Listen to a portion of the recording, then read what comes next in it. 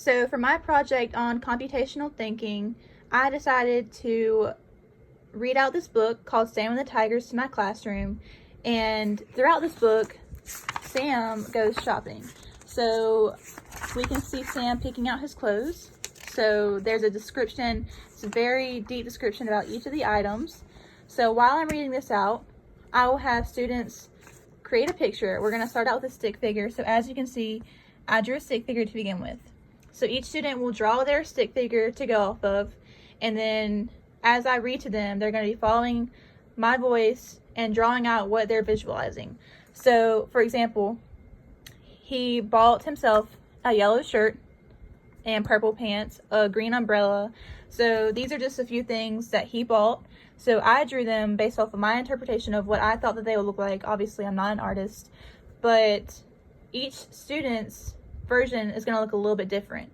So this shows decomposition because it broke down the outfit of Sam and it turned it into a complete drawing. So we saw words turn into an art piece. So we see that transition happening.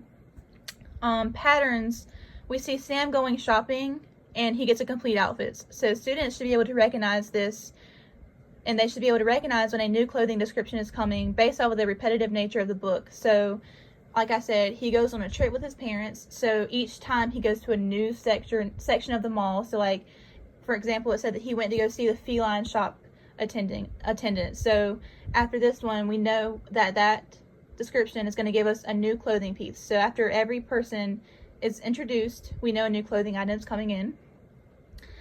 This shows abstraction because students are listening for the main details whenever I'm reading that they're looking for, and they're able to decide what information is relevant to the project at hand. So a big part of abstraction is being able to determine what information is relevant and what information is not. So while we're reading, if it says something like completely not related to the topic and the project at hand, then they're going to have to be able to determine if that's the case and continue listening out for the key features that they're looking for. And this shows algorithmic design because every individual's drawing should be different but will have specific similarities. So like the coloring will be specific on every single person's drawing, but the look and design of it may be different.